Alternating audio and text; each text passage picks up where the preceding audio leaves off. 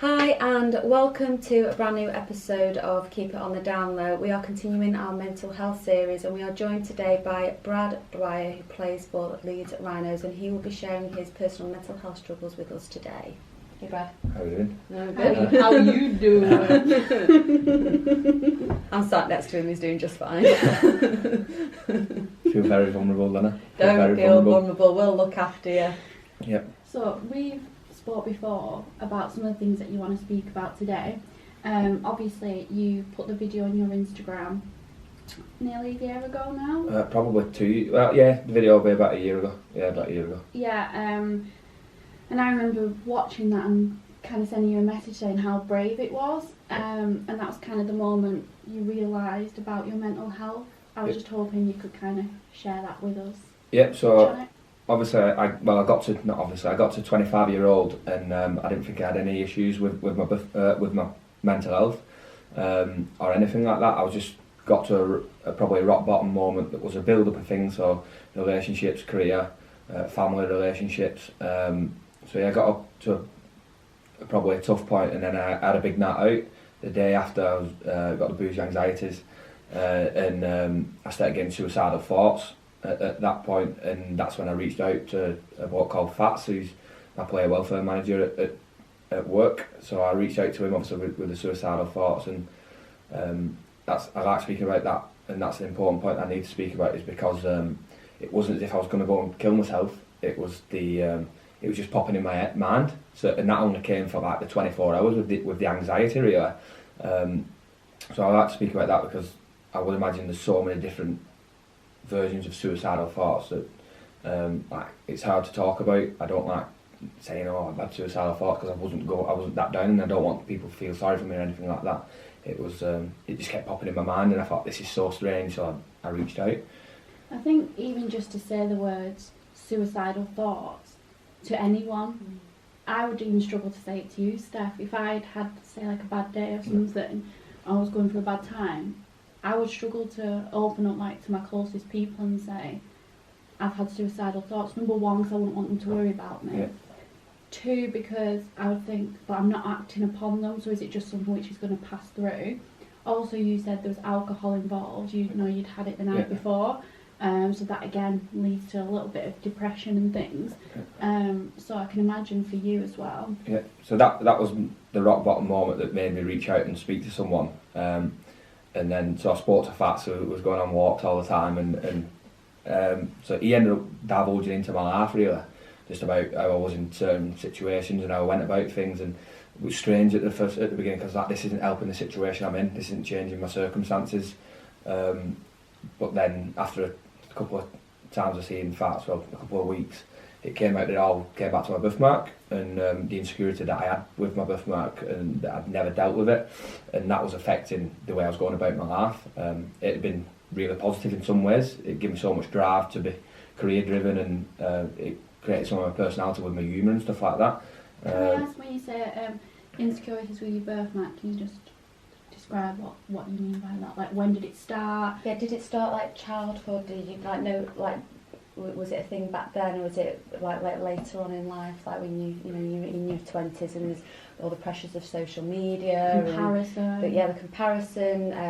Obviously being on TV as well, seeing being an athlete as well. Yeah. So all them are effects, but it had just been from, I'd never dealt with it. It was I just disliked it. That was my own. It wasn't other people's opinion. It was my opinion of what they'd be thinking. Right. So it was my own opinion that I've never dealt with, and I've just covered up with humour and sport. Like I said, it just got me so much driven, and I had a fear of being embarrassed, and I wanted to do well. I wanted people to like me, and that's because I thought people would dislike me because of a birthmark. So I've just threw that into sport. Isn't it really hard to hear that? Like, it really. I mean, honestly, it proper cuts me when you say stuff like that. Yeah, but I would imagine that it's. Most people have these, and that's what I realised, and that's what I spoke about in my video, is everyone has insecurities. Mine's just a bit rarer than other people's, and I've got a bit of a platform that I can speak out, and I think everyone has the way they are as a person and how to deal with certain things. Will have a certain trigger that's caused all that, so it might be some sort of experience that's happened to them, or something that they have that they're insecure about. So before you got to where you're at now, would your insecurity hold you back from maybe meeting new people or going to certain events or having your picture taken or so that I struggled in all of them. So one was top man changing rooms, or most changing rooms you Top get. man Yeah. So you get. I get that in Top Shop changing rooms like all the time. Because you get your mirrors straight on, and then you've got a mirror on the corner, so you're seeing yourself from angles that you don't normally see yourself. Seeing myself on Sky, obviously 18-year-old, it was just totally new. Seeing myself on TV and make sure to like your headshots. Yeah. So and that's the one thing you focus on as well, whereas maybe other people wouldn't notice. No. Yeah. So that's where I got to, and that's what I ended up getting to in my story, my development of myself, was I realised after a certain period, after trying to get removed, because it was affecting me so much, and it changed me, good and bad, but it changed me and was like, this is the root cause, let's get rid of it. But then I just thought, well, I'm 20 odd year old, I am who I am now. If you just talked about remove, if you could remove your birthmark fully, successfully, do you genuinely feel that would help you in your life? At the stage you're at now? This is a tough one. I said what I think about it quite a lot. I don't think I can do it now because I've become public, and I'm the ambassador for a charity and stuff like that, and if I go and get rid of mine, then what does that say to everyone else? And the platform I've got and what I've done through it is pretty unique, and I'm pretty fortunate to be able to do it, to play rugby, and to have this unique thing that's going on with me and what's created, to be able to speak about that is like, it's not great, like, I think, I feel sorry for him, but actually I'm able to do certain things now that not many people are able to do. Do you feel like you own it now? No, I still struggle. I did a TV show last week and I watched it back and I thought I was fine. Same as the depression. I thought 2 years fine. Comes back and slaps me in the face every now and again. So it sort of comes and goes. I think I don't know how you're feeling mentally as well. Are you So do you have to like sort of check in with yourself when you have those thoughts? Like 100%. And I just sit and I think, well, I've got all this going for me, and I can't change that. It's who I am, and I've just got to get on and deal with it. Because the thing you're searching for is perfection, and you're not going to find it. No one's perfect. Now, don't get me wrong, me saying that sounds like, oh, I've nailed it, but it won't. Like I said a week ago, or a couple of days ago, I was sat watching TV and I think, I don't wish I could there. And there's so much pressure, isn't there? And I think it's a lot of outside pressures to look a certain way, and to hear it coming from males as well, because we're females, and so we get it a lot. We understand, I think, from a female perspective, but to hear it from a male perspective as well. For me, when I watched that video, and I've sent it to you and you've watched it as well, we both said like how inspiring it was. Yeah, very brave. Yeah, really, really brave. I just felt like you became more likeable. Definitely more likeable. You owned it, which was quite powerful in itself. Yeah, like powerful. Really powerful. I think people who own their insecurity, it takes away the power of anyone else using it against you, because it's like, well, I've said it first, like I'm owning it. And also very sexy. Very sexy. I concur. Very sexy. Let's move on from that. Let's move on. But obviously, I guess you've probably received loads and loads of compliments. I bet your DMs are popping. And no, definitely not. I just think on that it is even though we're having a laugh, it is an important message, because that is what's got me so far on with my birthmark. And so you said you check in with yourself, and so if I'm struggling, I'm certain things, I think, well, look at where you are and how well you're doing and all these good things that you've got going. And the reason I speak out about it now is because I didn't understand it for 25 years. It wasn't as if I was sat there thinking, oh, I've got all this going on and I just don't want to tell anyone. I broke down in front of my dad and I spoke to him. He was like trying to get at what is up with, why you're in these moods, why you're so awful to be around, really. He just wanted, imagine loving someone and then not being able to help them through, it's so obvious that they're in a mood. And I said, how can I tell you what is going on with me? I've not got a clue. And I broke down. That must be so frustrating in itself. I think understanding like a mental health problem is probably one of the hardest things to do. And I think when you do go to therapy, because I went to therapy when I was younger, when I had anorexia, and I didn't understand the problem, so I'd sit there and I'd talk, which I think talking is a great thing to do, but if you're just talking and don't know how to understand or how to actually deal with it mentally, I imagine that's a hard thing to do. So you've got to reflect on where you're at, and that's what I've done throughout. Like I said, when I first came out about my birthmark, I struggled in certain situations where having a picture, and then when I did a certain interview, I had to actually have a picture of my birthmark, and she was like, just beating around the bush. I said, "Do you want a picture of my birthmark, don't you?" And I was like, "Let's just do it." And that was a moment for me because it was fine. I just accepted it because I was doing this thing through it, and that was a massive moment because 6 months before I would have struggled. And the moment that we're speaking about now, the TV show that I did. So when I was sat or I was doing this, I'd be sat with my head to a certain side. Whereas when I got to the TV show, I knew I was sat on my bad side. Well, my bad side that I don't like. But that was fine. I was like, oh, I'm over this now. But then even still, when I went and watched it back, I went, oh, it doesn't look great there. So it's still all, the key thing to that is, yeah, it's okay speaking about it. But then actually the hard thing is to go and reflect and actually think, well, I'm doing all right here. I've not dealt with it all. I'm still struggling. But I'm in 6 months before I couldn't do this, and I'm doing this now. Progress, yeah. Are you more accepting of it now? I don't know if I'm more accepting. I think the birthmark stuff's been great for me because it's like oh, you can't be able to, you're doing this because of it now. You have to deal with it. I wouldn't say I was. If you ask me, would you rather have it or not? It's a difficult one because I don't think I'd have got so far in my career if I didn't have that drive, which I think this has given me. Like I said, when I came out with a video about the birthmark, it gave me so much. I was so grateful that I had that opportunity through my rugby that I could actually speak out. I was a rugby player and I had the birthmark. Some people don't just have normal steady wage jobs and can't really do anything about the birthmark or help anyone through it. So I got a bit back from it then. So yeah, I think it's a tough one.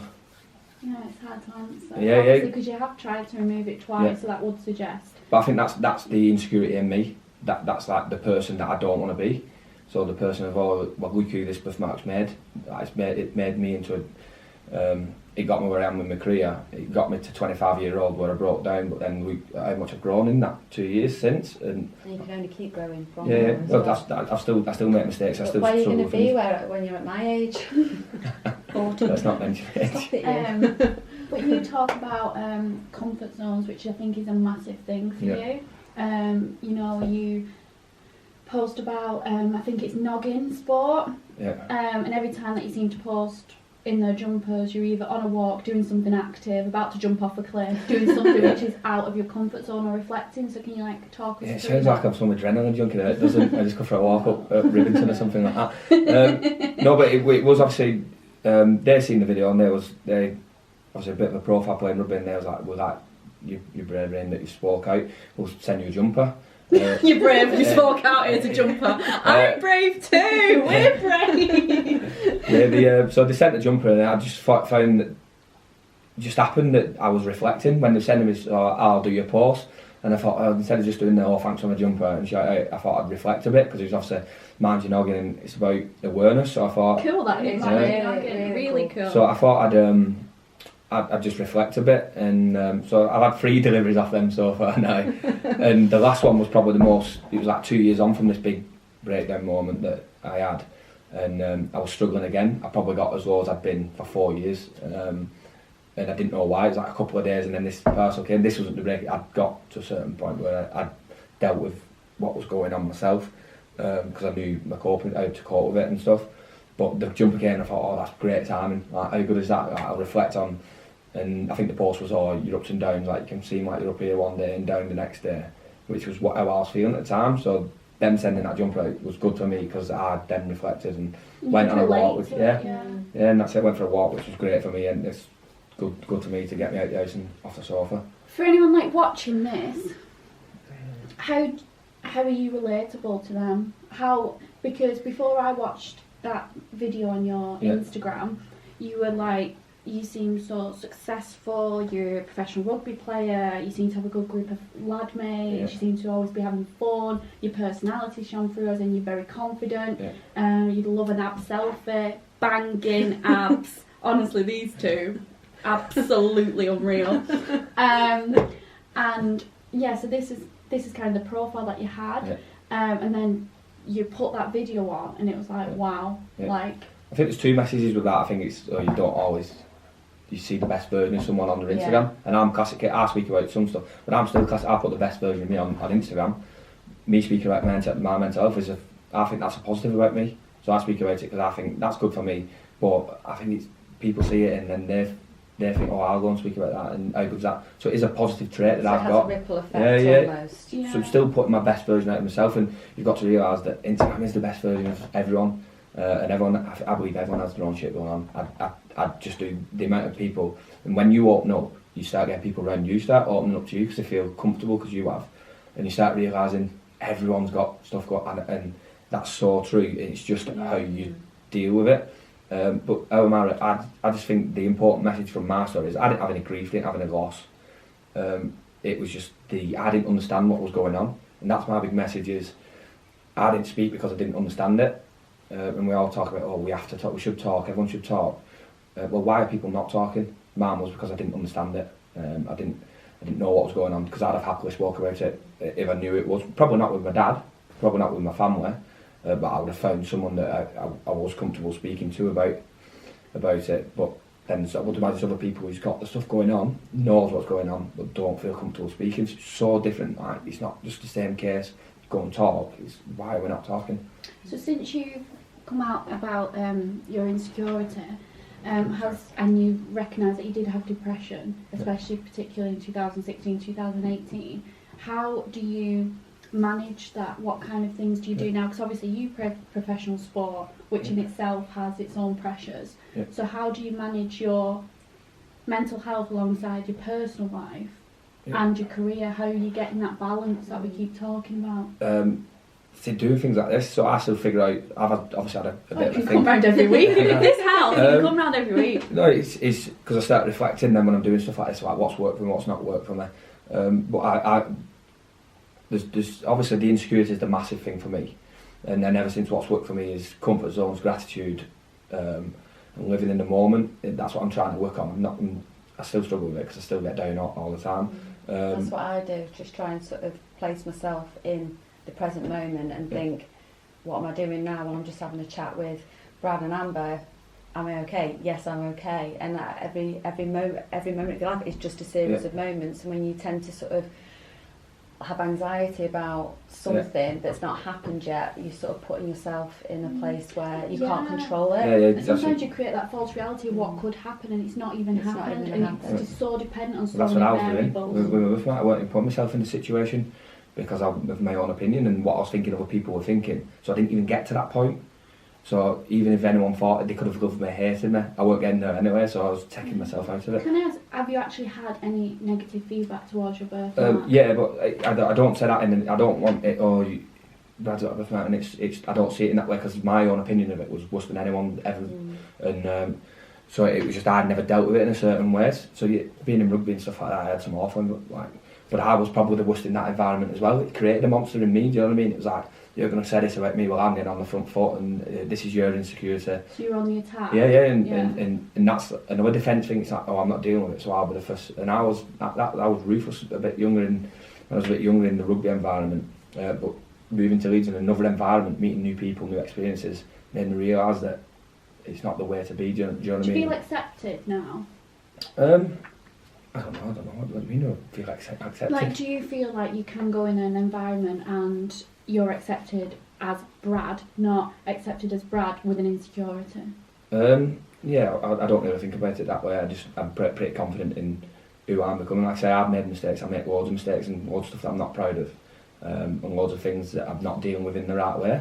But I've got this mindset now where I reflect and I see that that's not great. That's not a great trait to have as a person. You need to change that, and I might still go and do it. But it's a human thing to do, though. The more you do it, the more motivation then you get to change, and you start realising what effects your actions and your mindset's having on you. I was someone who's like, I try to be perfect. I always have, and then I'm only learning recently by making mistakes and, going into situations which have an element of risk, which I would like shy away from before, are actually giving me the biggest learning curves and teaching me a lot about myself.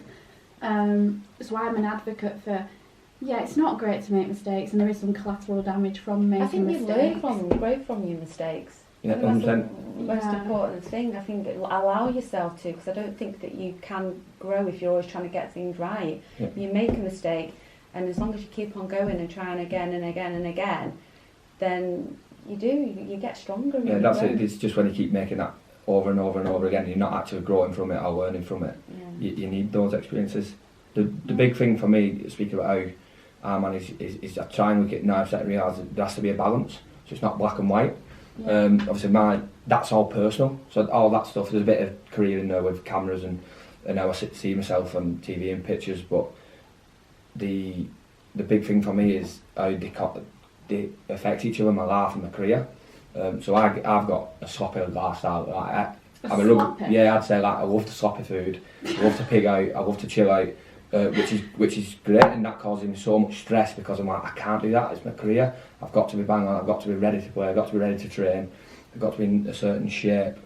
But then if I'm like that and I'm 100% on, I've realised now later on in my career that if I'm so 100% on with it, it just stresses me out anyway. I'm not in a good frame of mind. You need to be able to give yourself those things that you actually genuinely do like and enjoy. It reinforces, And it's about balance as well, and allowing yourself that as well, and not to be too hard on yourself. You should definitely be sponsored by Galaxy. I know, Smash a Galaxy. That's it. That is the thing. And so what I'll do. So obviously I perform on a weekend. So my job, I have to be out there on a certain day, Friday, Saturday, whenever it is, and I have to be ready to play. So there's the mental side of that, but then there's the physical side of that. So what I want to do is I want to pig out and I want to eat. So what I want to do then is I want to go and train to get rid, which is natural. Yeah. But I can't go and train because if I go and train, it sounds stupid because you think, oh, the more you train, the fit you are.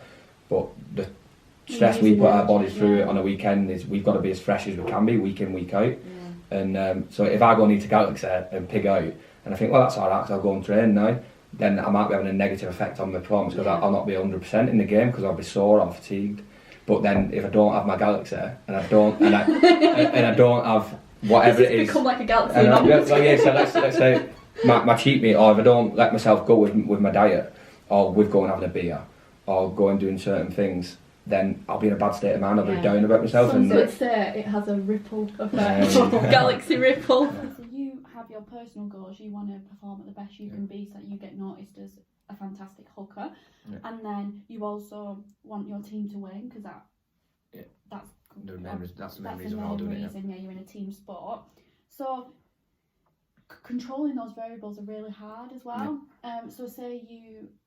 Talk us through your current season. Has there been any highs and lows of that season so far? So it is like a roller coaster, and that's the way I explain it. And like I say, so you've got that balance of, I need to be in the right shape, and I want to eat well, I want to eat bad, I want to go for a drink. So you have all them things that affect my performance, but then they can all be bang on. My performance can still be bad, or a result can still be bad. So we're 5 weeks in now to our season, done 6 months building up to that.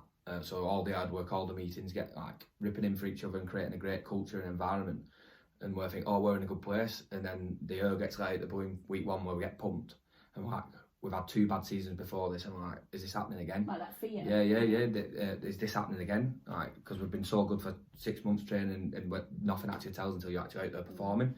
And so then that's week 1. Week 2, we come back, play absolutely pumping, really good, in great shape as a team, and then you're on top of the world. Let's go and have a drink, let's go and celebrate, let's go and pig out, and then you play the week after, and I was struggling that week anyway.